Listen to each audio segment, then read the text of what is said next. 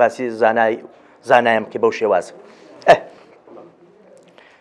تەنانەت زۆر جاران دەبینی ئەو کەسانی کە متابعی ئەو دەکەن جۆرێک لە جورئەتیان تێدا هەیە سەبارەت بە ثەوابیت و مسەلەماتی دینیش. نەقسە لە سەرەندەی بابەتی سانەوی لاوەچی لە مەسائیلی دین بکەن، دین قسە لەسەر مسەلەماتی دین ثەوابیتی دین دەکەن، جورئەتەکەن بەرامبەر ئەو لەسەر ئەو مەسەلان قسەکەن بەبێ ئەوەی ودون اعتبارات فقه الخلاف وأدبي أو والله مجنبش زور أسايكا إما فقه خلاف من هي زانيان من رأي جوازيان هبوا شيكي زور متبعو أسايشة إنسان كان هرب وجوان كرأي جوازيان هي الراسية كان بودر كون كأمر توري وكو يكتبير ناكينوا أسي بركنوا من تروانين من جواز بلام ككاتك أتو فقه خلاف بكارنيني يعني أدب خلاف بكارنيني أو بابتي كتير فيتعامل أحدهم مع النصوص بناء على بوابته المعرفية والفكرية دي يكي كان لو أنا ما مال لقل دقة كانك ببي دروازة معرفي فكري كي خوي چند شارة زي هرب عقلي خوي ببيركرنوي تسجيح شخصي خوي دي بير لبابتك كانك أن يقسل لسبابتك كانك دقة كانك التي يظنها العقل الصحيحة أواتي ذاك كوا عقل دروسك يأتي خوي أوان تحكيم عقل بتواوي ذاك تعطيل نصك أو نصان قبولك كلقال عقلي أو بيتو هر نصك لترازي عقلي وان لبيجينج عقلي أو درنتش أو نصا رد أكاتو أو زود زري موخت بله پیاوێکی دەڵێ لە بۆ برسی بۆ لە بۆ پاروە نانێک لە دوێ ئاگامەڵێ بڵێ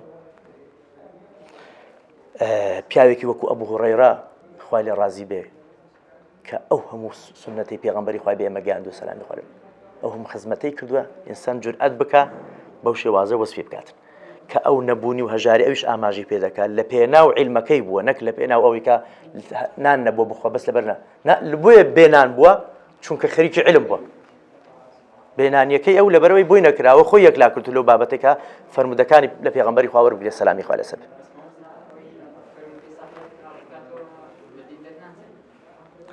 جارێ ئەو بابەتانە بابەتی عەقیدەی و مەسەلەی تەکفیر و ئەو بابەتانە بانەچینە نەوی چکە ئارێ وەڵا جارێ بە ئەمە لە مەسائیلی علمی قەت حتا لە هەزار ڕێی ئەگەر ڕێک بۆ تەکفیر بچێ ئەتۆ پەنای بۆ مەبە ئاخیرشت پەنای بۆ تەکفیر ببین خوا نەخواست ئیبن تەیمیە خوا لێ ڕازی بێ کە پیاوێک بۆ لەلای خەڵکێکی زۆر ئێستاش لەگەڵدا بێ ئەڵێن تەکفیریەوە نییە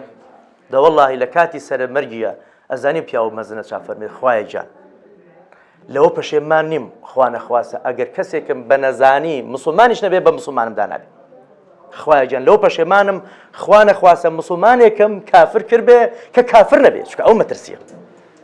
ئاجە دەسەیت کە ئەو پیاوە عالەمە چۆن مامەڵی کرد بڕۆ لەگەڵ ئەوانێکەوە دوژمنایەتی ئیبن تەیمیان کردووە کە خەبەری وەفاتی ئەو زانایانەی پێگەشت بەداخۆ ناوکەم لە بیری کردووە ئیبن تەیمی هەڵوێستی چۆن بەسەر بەرامبەر ئەو ئەهلی علم بەو شێوازەیان مامەڵە لەگە یەکتر کردووە بێئەدەبیان نەکردووە لە یەکتریان نەداوە بەڵام ڕخنە مناقەشەی ڕێی یەکتریان کردووە ڕخنەشی لە یەکتر کردووە خۆی دەبێ ئازابێ ئەوە نیشانی زیندویەتی هەر میلەت و نەتەوەیەکە کە خەڵکێکی هەبێ ڕخنەگر بێ ئێستا من هەر متەکەلیمی وحدەمە قسە بکەم بە غەڵەتیش بڵێم کەستان دەنگێک نەکات خۆی بەڕاستی ئەوە خراپە بەس ئەگەرە من ڕزاد ڕۆیشتم بۆ نمونە بابەتی تەکفیر لەو گۆڕەی خەڵکم کافر کرد یەک دووەکتان هەستاوت مامۆستا ڕاوەسا بێ زەحمەت لێرە بەو شێوازە وانییە بەونەوە دەنگتان کرد بە بەڵگەوە بەرامبەرم ڕاوەسان ئەو نیشانی زیندوی ئێوەیە هەر بەڵێ نەکرد لا إله إلا الله ئیسلام فێری نایکردینە پێشی بەڵێ لا إله إنجا إلا الله دەبێت ناش بڵێن بەڵێش بکەین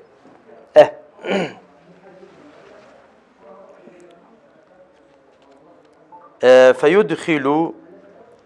من النصوص ما ناسب فهمه داخل شيء أهل عضلات ولايك أوهات كر يعني إنساني قلو ده ديك هاكل شيء دوسي گەنجی بەهێز مەلا فەرمان دە ئینشاء الله بەڵام محەممەد أهل عضلات نيجاره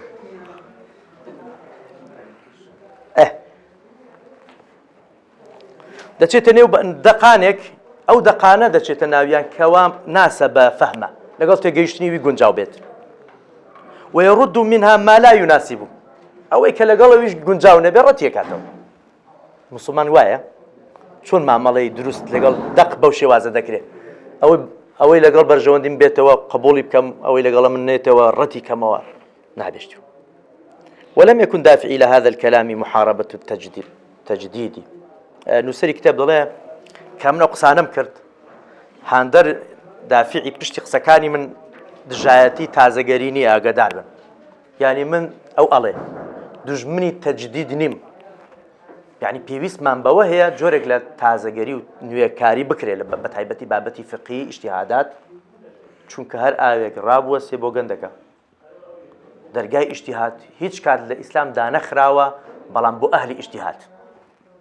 بۆ ئەهلی ئیجتیهاد هەمیشە بەڵکو حرامە کەسێک کە لە خۆی ڕابێنێ ئیجتیهاد بکە شروطی ئیجتیهاد تێدا بێ ئیجتیهاد نەکە حرامە تەقلید بکە خۆی تەقلید مەذمومە کەواتە هەر عەسرەی سەیرکەن هەموو زانە بەڕێزەکان مەذاهیبی ئیسلامی کە قسەی خۆیان کردووە فقهێکیان فەرمووە فقه ینی فهم فهمی خۆیان بۆ دەقێک دەربڕیوە لە زەرفێک لە زەرفەکان هی سەردەمی خۆی بوو سەیرکەن ئەبوو حەنیفە خوای لێ ڕازی بێ چەند ڕێی جیاوازی هەیە لەگەڵ مەذاهیبی تر با بڵێن هەتا ئیمامی شافعی مەشهورە ئەو قسە لە عێراق بووە جۆرێک لە ڕەی و فتوا و ئیجتیهادی هەبووە کاتێک چوتە مسر بی ئەو ژینگە ئەگۆڕێ لەوێ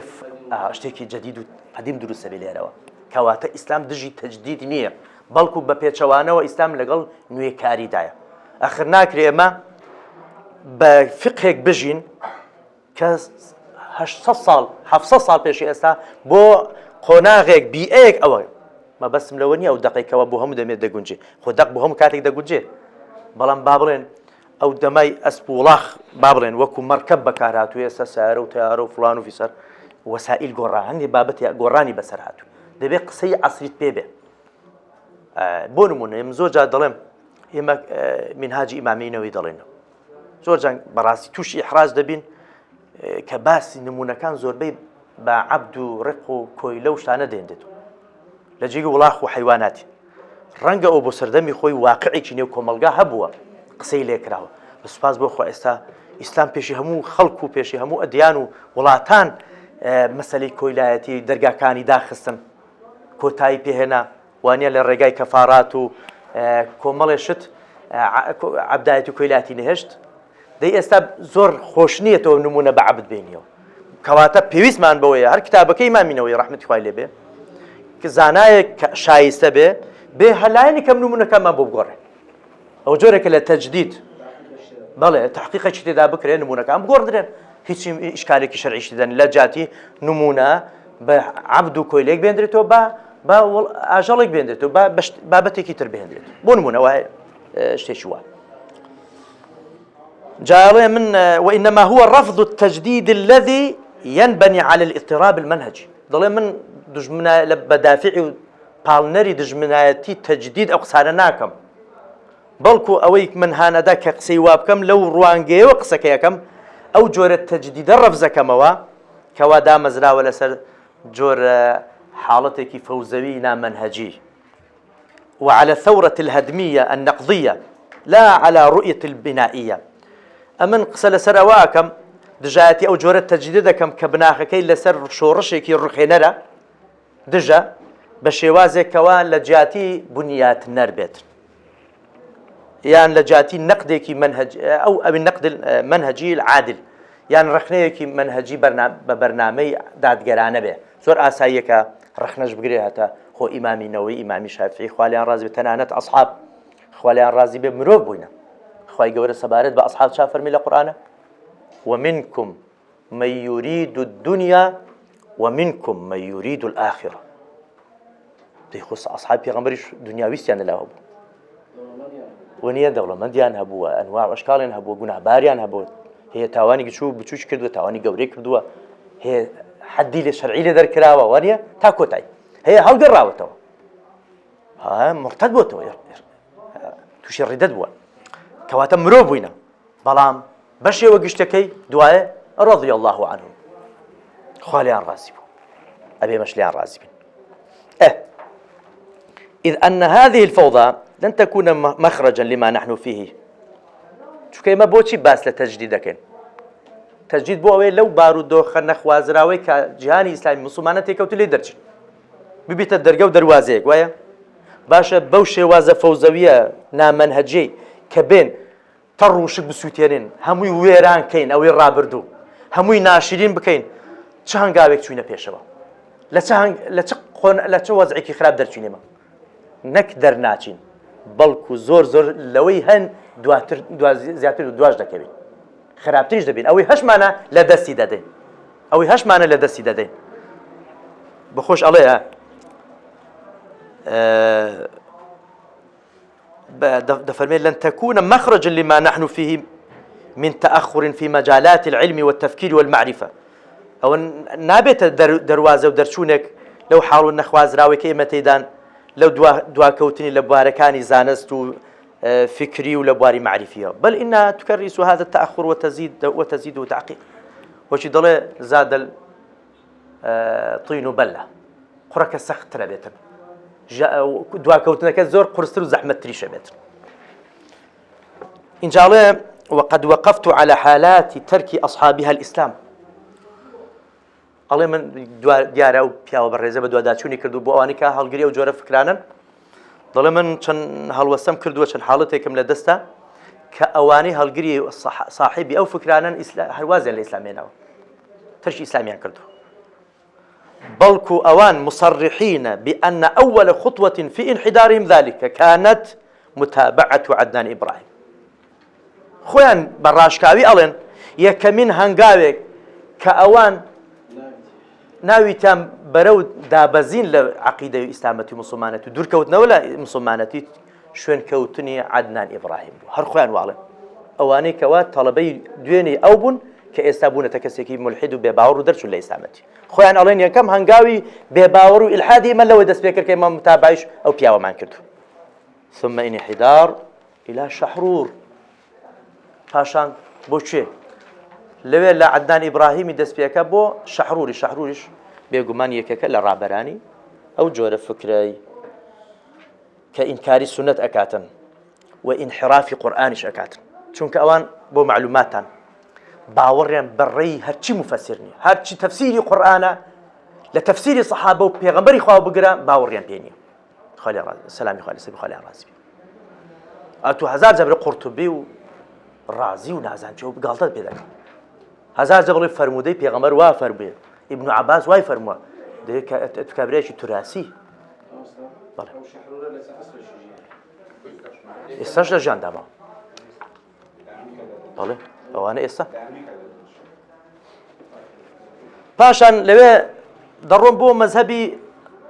ڕبوبی و ئیلحادی کە ئینکاری ڕەب و دواتر بەرەو ئیلحاد و بێباوەڕی ئەچن ولا أظن هذه النتيجة هي ما نسعى إليه من تجديد دەڵێ منیش گومانم لەوە نیە ئەو نەتیجەیە کە خەڵک بەرەو ئیلحاد ببین ئەوە ئەو هەنگاوە نییە ئەو تازەگەریە نیە کە ئێمە هەوڵی بۆ دەین ئێمە تازەگەریەکە بۆ چییە بۆی خەڵک لە ئیلحاد نەجات بدەین بۆی خەڵک لە بێباوەڕی دوورخەینەوە نە خەڵک لە ئیمانەوە بەرەو بێباوەڕی و ئیلحاد ببین کەواتە ئەو کاری ئەوان دەستیان داوەتێ بەرەو ئیلحاد خەڵک بەرەو ئیلحاد دەبەنن هەتا لە خواری دەڵێ لە تەبعی تریش ئەمن ئێستا چەندین نمونەی زیاتریشم لەلایە بە بەڵگەوە بە ناسیاوەتی کە خەڵک هەڵگەڕاوەتەوە لە ڕێی ئەو جۆرە کەسانە فکری ئیلحادی هەڵگرتو فەرموو ئەوانەی کە شوێنی ئەو فکرانە دەکەون ئەوانە ئیتاحە و عیبادەتیان لەسەر قورسە لەوانەیە بە ڕاستی نەبنە تو ماوەی ڕەمەزانی بە ڕۆژی بیخۆن تێن و بەسی بکەین ئەوانەیە باوەڕیان بەوەی نەبی خوا پێویستی بە نوێژین و عیبادەتی ئەوانە لەدائیمەن یعنی کوسالانە لەسەر عیبادەت کەسلانە لەسەر عیبادەتکردنی جێبەجێکردنی فەرمانەکانی خوای پەروەردگار لەنە هەر کەسێک باوەڕی بە وحدانیەتی خوای گەورە هەبی جل جلاله باوەڕی بە قورئان کەلامی خوای پەروەردگار بیت و فەرمودەکانی پێغەمبەری خوا صلی الله علیه وسلم معرفەی هەبیتن ناتوانی لۆی نایە بە دوو ئەو فکرانە بکەویت جوان ئەو کەسانە نەبیتن کە تەنبەڵن مامسا ئەگە پەلە نەکەین هەر لەو معالیمانە پێمان ئەڵێ چ جۆرە کەسێک شوێن ئەو فکرانە کەوتووە هەڵگری ئەو فکرانێ ئەوەی کە جەنابەت باسی دەکەی بەشێک لەو خەڵکەی کە خۆی حەزی لە عیبادەت و تاعەت و شانە نییە بە دوای ئارەزوو کۆمەڵێ ئەوە دەگەڕێ خەڵکێکی خاوێنیشی تێدا هەیە خەڵکی خاوێنیش ینی خاوێنەکە چییە مەبەستێکی پاکی هەیە بەڵام چاواشە بووە بەغەڵەت ڕۆژەکە بدوای باسیەکەی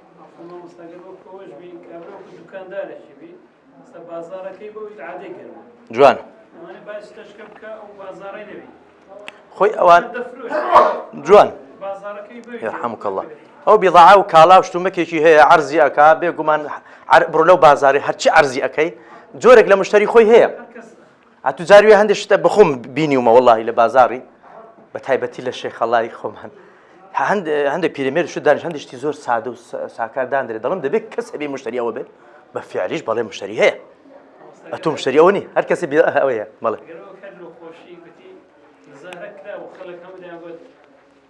باس مارکسیان دەکرد کابراش دەست لە نایەم ئەویش تافی لە بۆ مارکسی لێدا وتی گاسی وتوەرت مارکس دەناسی وتێنی مارکس سەحابە نییە ناکاکەنە وەرە مارکس هەر باوەڕ بۆ خوێنێت بەگەریان کردی هەر بەگەر کردێت جوانە زەمان زۆری هەر بەگەر دەکات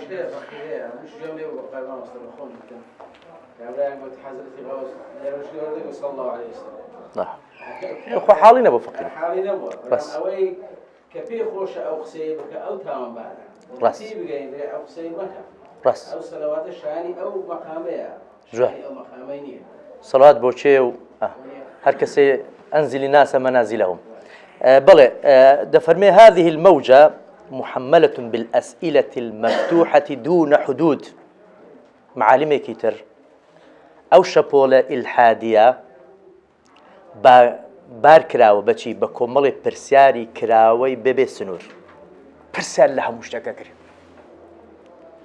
ولا يوجد سؤال يمكن أن يستبعد منه حج برسيارك نبدوري بزان ربنا ناكري أو برسارة بكريت هموي أكريت جاء أو برسارانا كبيوانديان بخواو به جل جلاله بأفعال خواو به بتشريعات إسلامية به بأنبياء وبيغمبران به بفلسفة أزلي كون حدوثي كون به بحر هم كامل كان به أول برسال لها مشتكى كان حج قرانا والنية وكدر الساتمة النية والثانية النية لهشتك إن جاء أواج بهكمان هر برسيارك هندي برسيار بيويسي با خلفيته شي علمي معرفي بهز هي هنديش مسألة هي سبون منكي مقصيلي بكين زور قرصة دبي أهلي تخصص كسي بسبور قسلوا بابتك يعني أجر من بما يقسلوا بابتك دبي بيشتر خوم مصلح كربي بسلاحك علمي زور زانياري باش ممكن كده سبعة بوابات أجينا لخورات شو قصتك له موضوع جا مسائل خوايا هندي مسائل باب بيوندي دارن بخواي جورا أشيت بابي غيبيات بس پیغمبران علي يعني للرجاي وحي وناب نبي ناتو أن يقسلوا بابتك أوان لوي وكدلي بسنورة برسارة كان بسنورن هرشي برسارة كي هيتشي دورني وهم أسيء أوج نشانة كتريانا سيميان أو موجة وشبولا كان دروش ميكي جشتيانه شعارات عاميان هي كديوي دران زور بريقة دارن سرنج راكيشن ناويان خوشة ونيونديان بوشة ناو كيان زور خوش سير كن بس بلام لهمان كاتا رك نخراون منهجينين علميين وكوتشي جورك لتناقض وفوزان بي وديارة دياترين شعارة كان يعني تحرير العقل كاك بابين عقل من آزاد كان عقل بوتش عقل خد بسيو با أبو هريرة وبخاري وشافعي ومالكي وفلاني في ساري ورا عقل آزاد كا إن جاتو تا عقل آزاد بيناتواني لشت حالي بيه بعقلي خمان أو شتو جوانا شتكي جوان يعني يوم سرنج راكيش ونيا همو إنسانك حزي لويك عقلي آزاد به يخو خواي جورش لقى بكوي لك الدنيا عقل نية إما باور ما بجورك لما تقييد كردني عقله أويش تقييد كردني عقل من بوحيه أجينا يعني لكاتك الشيء بخد كسك اللي إما شعر زاتر بيونيا تواني زاتر بما عقل من كبيد عناشكيا أو سبوي تسليم دبين أو ساش وباس ما تقليدك خوي مزبومة دبيها أصل أو توش حول ده شون شافعي حولي ده بخوي لو دقة حالبو استنباطي أحكامي كرت دبي توش حول ده أصل أوي عقلي خد بك مخ بلام أو فكرة وكو شعارك شعارك جوانا ئەو یەک لەوانە شتێکی تریان هەیە ئەڵێن نەقد المەوروث ئەزانی ئەڵێن ئەوەی کەوا وەکو کەلەپوری پێشەوە ڕخنەی لێ بکرا وازی لێ بێنە هەر بڵێ فڵانی واگۆت فڵان مەزهەب و فیسار کەس و حەدیث ڕیوایەت ئەو ڕیوای ئەهلی ڕیوایەت مەبە وەرە خۆت وەرە مەیدان خۆت قورئان لەبەردەستە قورئانی دابەزاندووە لۆ معلوماتیشان لای وان وحی تەنها قورئان سنت بە وحی نازانن کەچی لە واقعدا دوو وحی هەیە هەر یەک وحیە بەس وحیە قورئانیەکە شەرح کراوە بە وحی سنەتی پێغەمبەری خوا صلی کە پێغەمبەر معلم و مامۆستا بووە وەک چۆن ئێستا ئەو دەقەیە ئێستا کە من لەبەردەستمە بۆ ئێوە شەرح دەکەم ئەگەش جاری وێ هەرچەند مەسائلی وحی قورئانی زۆر جیاوازە لەگەڵ بابەتی کتێبێکی بۆ نمونە مەسەلەی سەڵات خوای گەورە لە قورئانە فەرمی ئەقیموا السەڵاتە نوێژ بکەن کەیفیەتی نوێژ چێ لە قورئان ناتوانێ بیدۆزێتەوە نییە عەدەدی ڕەکعاتی نوێژ نییە و حرەکات و سەکەناتی نوێژ ئەو شتانی کە لە ناو نوێژە ئەسکارەکان خوێ نازەم چی کۆمەڵشت ئەوان هیچیان نیە عەدەدی نوێژ ئەوە ئەو هیچ دیار نییە کەواتە پێغەمبەر بۆیە فەرمی صەلوا کەما ڕەئەیتمونی ئوصەلی خذوا عنی مناسککم کەواتە پێویستمان بە معەلیمەکە بوو کە پێغەمبەری خوا معەلیمەکە بۆ سەلامی خوا لتبين للناس ما نزل إليهم وأرشي بيغمبر وأرشي تبين كواتا أو تبين بيغمبر يخوز ضرورة وعليكم السلام خير به باش اشتكي تر رفض الوصاية رفض يودك ككسك وصايتي بسر معنا وحبت خود خاوني همشتك بي عقل خود مدى بدس كس ريش خود مدى بدس كس وحرية آزادي وسربري أو بابتان هم شعار دروشمی زۆر بریقەدار و جوان و هەمومان پێمان خۆشە و پێمان باشە بەڵام لە مەیدانی واقعدا شتێکی ترە دەڵێ وهذه الشعارات ليست باطلا محضا بە شێوازێکی کولی ئەمە ناتوان ڕەتیان بکەینەوە بەڵکو شتێکی زۆر جوانچن وإنما تحتاج إلى بيان الإجمال الذي فيها ئێمە لە قورئانیشە مجملمان هەیە مفصلمان هەیە وانیا بەشێک لە ئاياتی قورئان بە شێوەی ئیجمال هاتوواتە بە کورتی و پوختی وەکو ئەقیموا الصەڵاتەی وانە پێغەمبەر هاتووە تەفسیلەکەی بۆ ئێمە بەیان کردووە دەباشە ئەو قسانش ئەتوو دەڵێ حڕیەتمان دەوێ نەقدی مەوروث منازان چمان ئەوە قسەکان مجملن کورتن پوختن بەڵام لە پشتی ئەوە تەفسیلێک هەیە ئەمە بەستت چیە چ ئازادێک دێت چۆن خۆی ساندێ خەڵک دروشمی ئازادی سەربەستی بەرزەکاتەوە بەڵام خۆی ئەو ئازادی نییە ئازادی سنووری هەیە بێ سنوور نییە وەکو ئەڵێ ئازادی هەر کەسێک لەو شوێنە کۆتایی پێدێت کە ئازادی بەرامبەرەکەی دەست پێ دەکات ئێستا چەند خەڵک ئازادی توش تەجاوزی سەر ئازادیەکانی توش دەکات بە ئازادی دەزانێت سنووری بەزاند و هاتوتە نێو پاوانی تۆ خۆشی پێ ئازادە خۆی داگیرکەرە ئەو ئازاد نییە حاڵی برانم وفرض المقاصد الخاطئة التي يدعو إليها المشككون في الإسلام وثوابته عن طريقها دبي أو أمان جهلاني كوا أواني كجمان سبارد بإسلام بلاو أكان وبانجيش أكان يعني بس سبارد بثوابت الإسلام دبي روم كريتوا أمان جكتشية وتمييز المعاني الصحيحة عن تلك المقاصد الفاسدة وجاكرنەوەی ئەو معنە دروستانەی لەو ئامانجە خراپانە یعنی جاری وایە مانای دروست هەیە بەڵام ئامانجی خراپ هەیە لە پشتی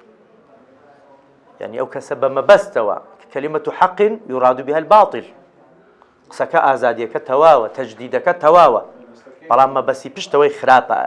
مەبەستی نانەوەی فەوزا و دوورخستنەوەی خەڵکە لە مەنهەج و دینی خوای گەورە فعلى سبيل المثال هناك من ينكر السنة كلها إيواهي برمونا إنكار السنة بيغمبر أكا صلى الله عليه وسلم سنة ما بس من با همو بشكان يوا يعني قولي وفعلي وتأخري إنكار السنة أكا لجر بانجيشي نقد الموروث رخنا قرتن لك تراث لك هلبور لا أوي كوابو من ماوتو وهذا استعمال فاسد نتيجة الشعارة الفضاضة والتحكم في تنزيلها ئەو بەکارهێنانکی خراپە لە دەرەنجامی شیعار و دروشمێکی وەکو دەڵێ بریقەدار و سەرنجڕاکێش شیعارەکە تەواوە نەقدی مەوروث خراپ نییە ئینسان ڕخنە لە ڕابردوش بگری ئاساییە بەڵام ئەو مەبەستی ئەوە نییە ئەو مەبەستی ڕەتکردنەوەی فەرمودەی پێغەمبەری خوا صلی الله علیه وسلم بۆی دەستی واڵا بێ بە کەیفی خۆی چۆن عەقلی خۆی ئەیەوێ ئارەزووی ئەیەوێ بەو نوعات دەقەکە و نەسەکە معنا بکات بەو شێوازە خەڵک لە قاڵب بداتەوە یە بە کوردی وەکی جاری تریش گوتم بەو شێوازە بڕۆین دینێکی تازە دروستە بێ بە معنای کەلیم تەواو جیاوازە و دینێک کە خوا بۆ پێغەمبەری ناردووە صلی الله علیه وسلم نوێژی جیاوازە زۆر شتی تێدا نامینێکی مامۆستا باسی کرد هە ساڵی قسێکمان بۆ دەکەن دەڵێن کاکە کوتیبەکەی بە معنای فڕیضەیە نووسرایەوە جا مەسەلەی ئینکاری گاڵتەی دەکەن بە مەسەلەی میعراجی پێغەمبەری خوا صلی الله علیه وسلم و مەسائیلی دیکە دێتە پێش هەتا نوێژەکان دەڵێن 5 نوێژ نینە و دوو نوێژ هەنە ئێوارە و بەیانیان وە نوێژەکانیش تا 5 ڕکعەت نینە و دەیوا دێتە سەر بابەتەکە تا ئاخیر کە ئینسان دوایە باسی ئەوش دەکەنە تا ئینسان فەرقی نییە کە مەسیحی یا موسڵمان یان ئێزیدیە هیچ ناتوە ئەوان هیچ کافر نییە ئەوان ئەوش دەڵێن بەڵێ بەڵێ چوارەمیان التأثر بهذه الموجة في مجتمعنا المحلي يأخذ حالة بين الخفاء والعلن ئەوەی کەوا ئەکەوێت ژێر کاریگەری ئەو شەپۆلە لە کۆمەلگا هەرێمیەکانی خۆمان دەبینن جۆرێک لە حاڵەتێکی هەیە لە نێوان حاڵەتی خەفاء و علن یعنی نە ئەوەیە ئاشکرا بێ نە ئەوەیە زۆری شاراوە بێ سیرکەن قورئانیەکان بەو شێوازن زۆر ئاشکرانین کاچێ ئەتوانی بڵێ لە کوردستان ڕابەرانیان فڵان و فیسان بە ئاشکرا تەنانەت ئەوانەی کە ئێمە دیراسەمان کردو متابعەمان کردوونە کە فکری قورئانی بڵاوەکەنەوە فکری ئینکاری سونە بڵاوەکەنەوە کە کاتێ ڕوبەڕوو پرسیار لێ دەکە ئینکاری دەکات دەڵێ نا منوانیمە يعني جۆرێک لە علن و خەفە و علن هەیە بەڵام وهي إلى الخفي أقرب لە کامیان نزیکترن شاردنەوە و پەردەپۆشکردنەکە نزیکترن بۆیە قیاسی حەجم و قەوارە و قەبارەی ئەو شەریحەیە کە کەوتۆ ژێر کاریگەری ئەوانە زۆر زەحمەتە ئینسان بتوانی دەستنیشانی بکە بڵێن وەڵڵاهی ژمارەی قورئانیەکان با بڵێن لە سووریا ئەوەندەیە 1000 کەس 10,000 کەس ناتوانێت بۆ چونکە شتەکە شاراوە نییە خەڵکێک هەیە کە ئەکەوێتە ژێر کاریگەری مەزهەبێکی دیاری کراو بۆ چوونێکی دیاری کراو حیزبێکی دیاری کراو بەعلەنی فکری خۆی ئاشکرا دەکە بەس ئەوانە لەو بازاڕەیە کە دەڵێ دەمێننەوە لە هەمان کاتە وفي نفس الوقت فإن حالة الخفاء هذه تعتبر أمرا مقلقا للآباء والأمهات والمربين ئەبێتە بابەتێک ئەو جۆرە ناڕۆشنیە جۆرە قەلەقێک دڕدۆنگیەک وانە لەلایەن چێ باوکان و دایکان لەلایەن ئەوانی کە پەروەردەکارن بۆ ئەتۆ نازانی منداڵەکەت کە ئەچێتە مزگەوت ئەچێتە قوتابخانە ئەچێتە شوێنێکی تر کە تێکەڵاوی ئەو جۆرە خەڵکا بێ ئایا هەڵگیری ئەو فکرەیە یان نا وەک چۆن بڵێ منداڵی خۆت بنێرە شوێنێک کەوا مەترسی ڤایرۆسی ئایدزی لێ هەبێ و نەزانی هەیە یان نییە هەمیشە تو بە قەڵق دەژی مرتاحنی لە هیچ شوێنێک مرتاحنی لە قوتابخانەی مرتاحنی لە بازار مرتاحنی لە خولی مرتاحنی لە شوێنە لەوە ئەترسی هەمیشە خەڵکێک دەستێک بگاتە منداڵەکەت تووشی جۆرە فکر و ڤایرۆسێکت پێنجەمیان ئەوەی بخوێن و کۆتایی پێبینین الميدان الأكبر لبث شبهات هذه الموجة گۆڕەپانی هەرە گەورە بۆ پەخشکردنی ئەو گومانانی ئەو مەوجە و شەپۆلە ولا بۆ پێشوازیکردنی و پێکاریگەربوونی کوێیە لەکوێ ئەو گۆڕەپارەکە کوێیە کە ئەو بانگەوازی تێدا دەکەن هو شبكات التواصل الاجتماعي